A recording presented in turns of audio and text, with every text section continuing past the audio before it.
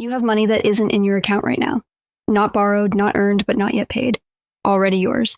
Sitting in the systems of utility companies, subscription services, insurance carriers, financial institutions, and municipal offices that have been holding it quietly, counting on the fact that you won't ask.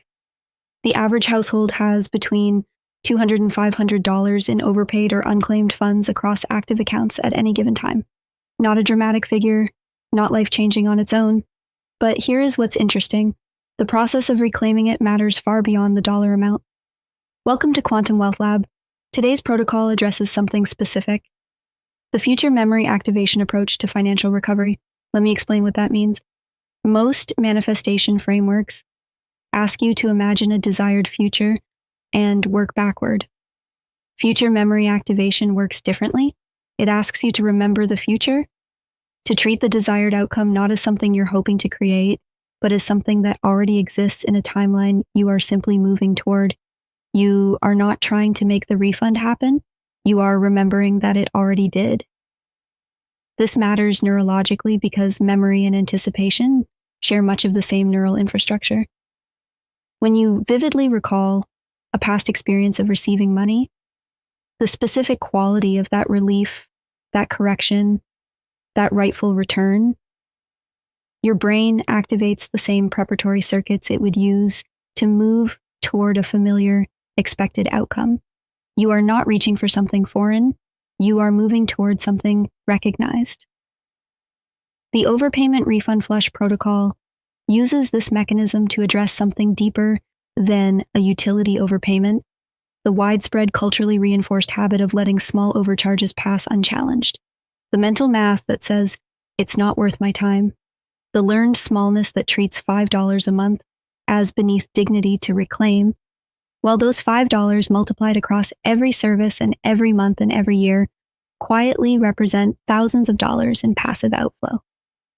Today we flush that pattern. We activate the future memory of a household that is perfectly calibrated, where no overcharge goes unnoticed, no credit goes unclaimed, no refund goes unapplied. That household is yours. You're simply remembering it back into existence. You are someone who notices, not anxiously, not scanning every line of every bill with a red pen and cortisol rising, but with a calm, practiced attentiveness, the quality of someone who respects their own money enough to know where it is going. You are the kind of person who opens billing statements, who reads the adjustment lines, who notices when a rate quietly increased without notification, when a credit that was promised hasn't appeared, when a service you canceled is still charging. You notice, and then you act. Calmly. Without drama. Without the apologetic energy of someone who feels like they're being difficult by expecting accuracy. You call the number and you say, there is an error here. You send the email and you say, I am due a refund. You submit the dispute and you say, please correct this. This is not confrontation. This is stewardship. The money moving through your accounts is a reflection of your relationship with value, and you are someone who maintains that relationship with precision and self-respect. Your future self, the calibrated, fully recovered version of you, has been doing this for years. Every overcharge caught, every credit applied, every refund requested and received. That version of you didn't become attentive overnight. They simply decided, at some moment very much like this one, to begin being the person who notices. Feel what it feels like when the accounts are clean. Not flush, just clean.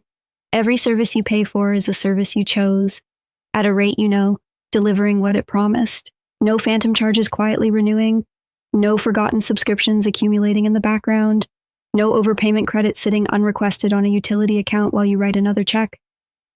There is a specific quality to that kind of financial clarity. It isn't the rush of a windfall. It isn't the relief of a debt paid off. It is quieter. It is the feeling of a space that has been properly ordered, of accounts that are accurate, of outflows that are intentional, and inflows that are complete. Imagine opening your financial dashboard one morning and finding it corresponds exactly to your reality. No surprises, no leaks, no money floating in someone else's system that belongs in yours. What you earn is what you keep. What you pay is what you owe. The rest comes back. That morning exists in the timeline you are moving toward. Your nervous system is rehearsing it right now, building the expectation of a household where money flows with accuracy, where the numbers reflect reality, where the refunds are in the account, not still pending in someone else's queue. This is abundance as precision, not as excess. It is deeply satisfying in a way that windfalls rarely are. Here is the specific action this protocol requires: an audit, not a comprehensive annual review, not a spreadsheet project that takes a weekend, a 15-minute pass through your active accounts, banking, utilities, insurance, subscriptions, looking for one of four things: a credit that was promised and hasn't applied, a cancellation that is still charging, a rate that increased without your awareness, a refund that was issued in theory but hasn't arrived in practice. One of these is almost certainly present right now, not because you've been careless, but because these systems are designed with friction. Overpayment credits don't notify you. Auto renewals don't request your attention. Rate adjustments are buried in PDF attachments that require you to open them and read to the third paragraph. The systems are designed to hold your money until you ask for it. Today you ask. Choose one account, just one. Open the last 3 billing cycles, look for the discrepancy, find the number that should be moving in your direction but isn't yet, and then make the call, send the email, or submit the online form. Today, from the identity of someone who notices and acts. A single 15-minute action can return months of overpayments at once. That is not a trivial return on invested time. That is some of the highest leverage financial activity available to you right now. Do not let the smallness of the dollar amount convince you it isn't worth your attention. It is. You have already done this before. You simply may not have recognized it as a practice. Think back. There was a moment when something came back to you. A billing error that was corrected. A deposit that was returned. A dispute that resolved in your favor. Maybe it was small. Maybe you barely noticed. But your nervous system recorded it. Money moved back to you. The system worked. Accuracy was restored. That memory is real. And it is the foundation of the future memory you are building right now. Thank the version of yourself that noticed, that made the call, that didn't tell yourself it wasn't worth the trouble and let the overcharge stand, even if they only did it once, even if it was years ago. That action was a vote for the identity of someone who reclaims what is theirs. Thank the moment when an account correction landed and a small relief spread through you. Not the euphoria of unexpected wealth, but the deep satisfaction of rightness, of the world returning to accuracy, of your financial life reflecting truth rather than error. That satisfaction is yours to keep. It is not a memory of luck. It is a memory of competence, of self-respect made financial. And every time you reclaim an overpayment, you are adding to a ledger of moments that reinforce the same core truth. You are someone who is made whole. You are allowed to ask for your money back. This seems obvious, and yet the cultural messaging around financial disputes is soaked in apologetic energy. People preface their calls with, "I'm sorry to bother you." They accept partial credits rather than push for full remediation. They let subscription charges slide because the amount feels too small to justify the discomfort of the conversation. That discomfort is not about the dollar amount, it is about worthiness, about whether your financial accuracy is worth other people's attention, about whether you are allowed to occupy space in a service interaction and insist on getting exactly what you are owed. You are. Without apology, without excessive qualification, without the performance of smallness that makes it easier for the other party to offer less than what is fair. When you call a utility company about an overpayment, you are not asking for a favor. You are requesting the return of your own money. When you dispute a charge, you are not being difficult. You are being accurate. When you follow up on a refund that was promised 3 weeks ago and hasn't appeared, you are not pestering anyone. You are stewarding your own resources. The worthy version of you, and that is you right now, does not apologize for accuracy. They expect it. Calmly, warmly, without aggression, without apology. They simply expect it and they follow up until they receive it. The future you is remembering this moment, not as a turning point, nothing that dramatic, as a quiet recalibration, The day they decided that overpayments were not an acceptable feature of their financial life. The day they ran the audit and found the first discrepancy and handled it without anxiety, without apology, without the low grade shame of someone who feels guilty about caring. From that future, looking back, the recovery compounds in surprising ways. Because the practice of reclaiming overcharges builds a kind of financial attentiveness that extends beyond the specific bills being reviewed. You start to notice negotiable rates, you start to question automatic renewals before they hit. You start to recognize the early signs of service drift, the gradual inflation of a bill that moves just under the threshold of what you'd take action on. None of this requires anxiety.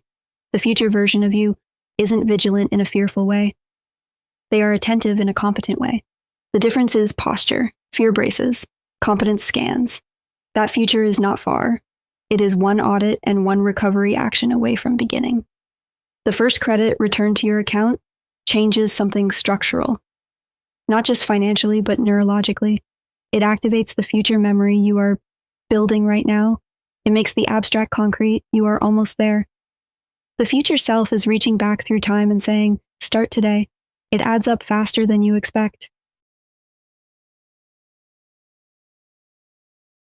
Bring the full flush together now. You are someone who notices, and that is your identity. You have felt the clarity of accounts that are clean and accurate, and that is your emotional destination. You have committed to an audit of one account today, and that is your first action. You have honored the past moments when money moved back to you, and that is your foundation. You have claimed the worthiness to ask for your money without apology, and that is your posture. And you have visited the version of yourself for whom this practice is already habitual, already compounding, and that is your direction. The overpayment refund flush is not a one-time event, it is a rhythm, a monthly practice of scanning, noticing, reclaiming, a continuous renegotiation with every system that touches your money, not from anxiety, but from the grounded expectation of a person who knows what is owed. Here is what the future memory shows. The cumulative return from consistent reclaiming is not small. Months of overpaid utility rates, canceled subscriptions that kept billing, insurance credits applied on paper but never deposited. These add up across a year to numbers that matter, and more than the numbers, to an ongoing experience of financial competence that quietly recalibrates your entire relationship with money. The refund is coming, not from somewhere new, from somewhere it was always yours. It is simply returning home. Until next time, keep expanding. Right now, before you do anything else, I want you to identify the account, not tomorrow, not when you have more time. Right now, name the service, the utility, the subscription that you have a quiet suspicion may owe you money. You don't have to check it tonight, but name it. And then in the comments, tell me, what did you find? Or if you've already run this kind of audit, what's the largest single refund you've ever recovered? I want to hear numbers. Because when people share real recovery stories, it breaks the collective spell of smallness that keeps overcharges in place. Shared victories are amplified victories. Every comment that says, I got back $42, I got back $200, I caught a year of duplicate billing. Every one of those changes the frequency in this community. If today's protocol was your first time here, subscribe. New episodes drop every week, and each one targets a specific pattern of financial contraction. We are building a library of rewiring protocols, and this community is its proof of concept. And review your bills this week. One account, one audit, one refund request. That is all. Watch what shifts. Until next time, keep expanding.